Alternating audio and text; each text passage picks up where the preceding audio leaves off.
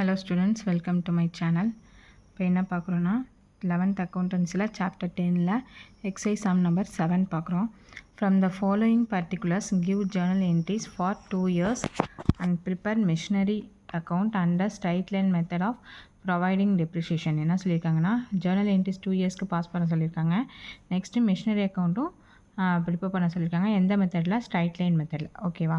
இப்போது அதுக்கான டீட்டெயில்ஸ் வந்து கொடுத்துருக்காங்க. Machinery was purchase on 1/1/2016 January 1 வந்து பர்ச்சேஸ் பண்ணுறாங்க. மெஷினரியோட அமௌண்ட் வந்து 36,000க்கு பர்ச்சேஸ் பண்ணுறாங்க. அதுக்கான ஃப்ரைட் சார்ஜஸும் இன்ஸ்டலேஷன் சார்ஜஸும் கொடுத்துருக்காங்க. ஒரு மெஷின் வேல்யூ வந்து 5 years கொடுத்துருக்காங்க.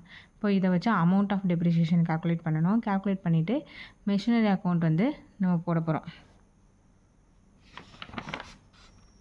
பாருங்கள், first amount of depreciation calculate பண்ணுறோம். அப்போ அமௌண்ட் ஆஃப் டெப்ரிசியேஷனுக்கு என்ன ஃபார்முலா?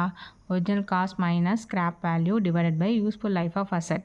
இங்கே ஸ்க்ராப் வேல்யூ வந்து அவங்க சம்மில் கொடுக்கவே இல்லை. இப்போ ஒரிஜினல் காஸ்ட்டோட வேல்யூ என்னது? நமக்கு ஒரிஜினல் காஸ்ட் வந்து 36,000க்கு பர்ச்சேஸ் பண்ணியிருக்காங்க.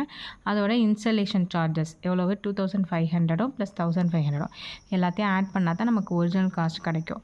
மிஷினோட லைஃப் வந்து 5 years சொல்லியிருக்காங்க. அப்போ 40,000 டிவைடட் பை 5 டிவைட் பண்ணிங்கன்னா இது அமௌண்ட் ஆஃப் டெப்ரிசியேஷன் 8,000 வந்து அமௌண்ட் ஆஃப் டெப்ரிசியேஷன் கிடச்சிருச்சு. இதை வச்சு நம்ம ஜேர்னல் என்ட்ரிஸ் போட போகிறோம்.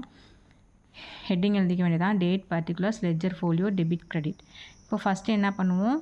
எந்த டேட்டில் மிஷினை பர்ச்சேஸ் பண்ணியிருக்கோமோ அதுக்கான என்ட்ரி போடுவோம். அப்போது 1/1/2016க்கு machinery account data to bank account அப்படின்னு போட்டு எவ்வளோக்கு பர்ச்சேஸ் பண்ணியிருக்கோம்? 36,000க்கு தான் நம்ம மிஷினரியை பர்ச்சேஸ் பண்ணியிருக்கோம். இப்போ அதுக்கான சார்ஜஸ் ஆட் பண்ண போகிறோம். அதே டேட்டில் தான் நம்ம பண்ணியிருக்கோம். 1/1/2016ல் machinery account data to bank. ஓகேவா? அப்போ இன்ஸ்டலேஷன் சார்ஜஸ் என்னென்னது? ஃப்ரைட் சார்ஜஸ் இன்ஸ்டலேஷன் 2,500 ப்ளஸ் 1,500 இப்போ 4,000 என்ட்ரு பண்ணியாட்டு. நெக்ஸ்ட்டு என்ன பண்ணியிருக்காங்க? அந்த இயரோட லாஸ்ட்டில் டெப்ரிசியேஷன் கால்குலேட் பண்ண சொல்லியிருக்காங்க. இப்போ 31/12/2016க்கு depreciation account data to machinery account எவ்வளோ நமக்கு கிடச்சிருக்கு? Depreciation amount 8,000. இப்போ 8,000 என்ட்ரு பண்ணிவிடுவோம். அதே டேட்டில் என்ன பண்ணுவோம்? மிஷினரி டெப்ரிசியேஷனை பிஎன்எல் அக்கௌண்ட்டுக்கு ட்ரான்ஸ்ஃபர் பண்ணுவோம். அந்த அமௌண்ட்டுக்கு P N L account data to depreciation account போடுவோம். 8,000 ட்ரான்ஸ்ஃபர் பண்ணிவிடுவோம். நெக்ஸ்ட் என்ன பண்ணுங்க? 2 yearsக்கு கேட்டிருக்காங்க. அப்போது நெக்ஸ்ட் இயருக்கும் டெப்ரிசியேஷன் கால்குலேட் பண்ணுவோம். 31/12/2017 depreciation account data to machinery account எவ்வளோ? டெப்ரிசியேஷனாக 8,000. இது வந்து ஸ்ட்ரைட் லைன் மெத்தட் அப்படிங்கிறதுனால ஒரே அமௌண்ட் தான் டெப்ரிசியேஷன் வரும். ஓகேவா? நெக்ஸ்ட்டு என்ன பண்ண போகிறோம்? இதை பிஎன்எல் அக்கௌண்ட்டுக்கு ட்ரான்ஸ்ஃபர் பண்ணுவோம். ட்ரான்ஸ்ஃபர் பண்ணால் அதே டேட்டில் P N L account data to depreciation account போடுவோம். நரேஷன் எல்லாத்துக்கும் எழுதிடுங்க, எழுத மாதிரிறாங்க.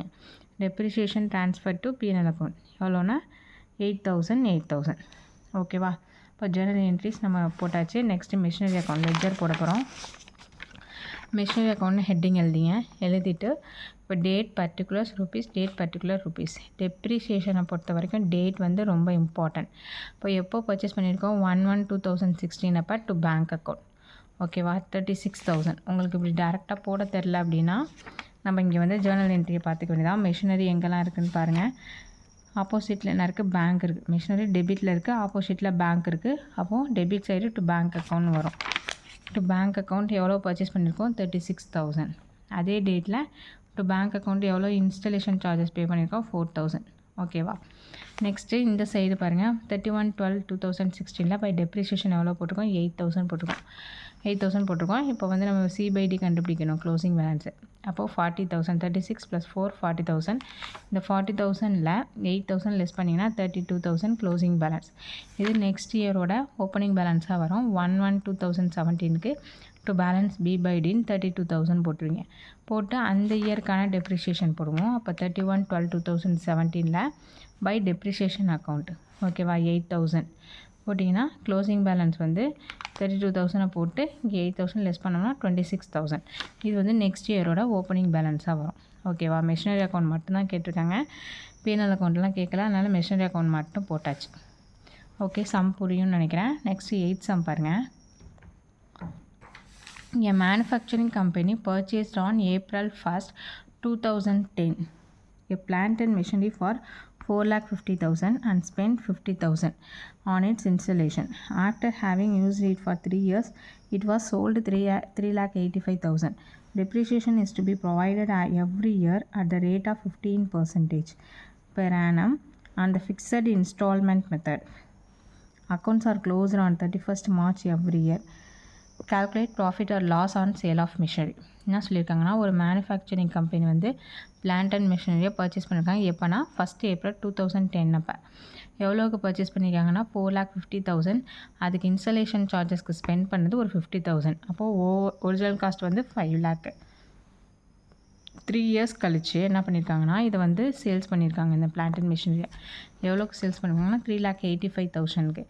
அப்போ டெப்ரிசியேஷன் சார்ஜஸ் வந்து 15% பெர் ஆனம். ஒவ்வொரு இயருக்கும் டெப்ரிசியேஷனோட பர்சன்டேஜ் வந்து 15%. இதுக்கான profit or loss on sale of machinery என்ன கேட்டிருக்காங்க, ப்ராஃபிட்டாக லாஸ் ஆன் மட்டும் தான் கால்குலேட் பண்ண சொல்லியிருக்காங்க, வேறு எதுவும் கேட்கல. அப்போ அதை மட்டும் போட்டால் போதும். ஓகேவா, ப்ராஃபிட்டாக சேல் ஆன். இப்போ இதுக்கான சம் போடுவோம் பாருங்கள். Cost price, original cost price எவ்வளவு 5 lakh. அதாவது 4,50,000க்கு மிஷினரியை பர்ச்சேஸ் பண்ணியிருக்காங்க. இன்ஸ்டலேஷன் சார்ஜஸ் ஒரு 50,000. இப்போ ஒரு ஒரிஜினல் காஸ்ட் வந்து 5 lakh. இப்போ 5 lakh போட்டுட்டோமா. இப்போ டெப்ரிசியேஷனை லெஸ் பண்ணுவோம். காஸ்ட் ப்ரைஸ்லேருந்து டெப்ரிசியேஷனை எல்லா இயருக்கும் லெஸ் பண்ணுவோம்.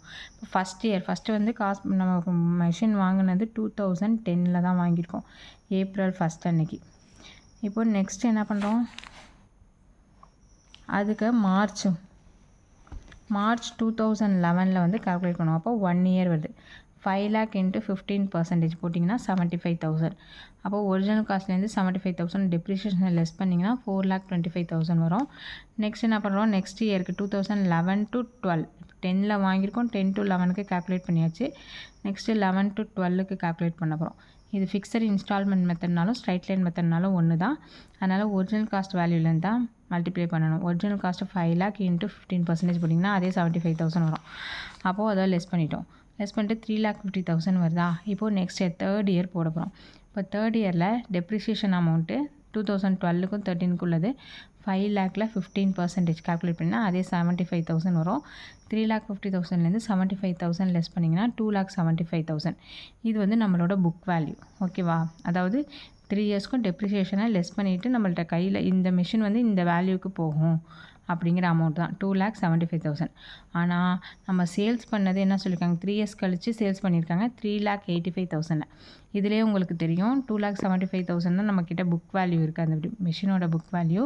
ஆனால் 3,85,000க்கு நம்ம சேல்ஸ் பண்ணியிருக்கோம். அப்போது அது நமக்கு ப்ராஃபிட்.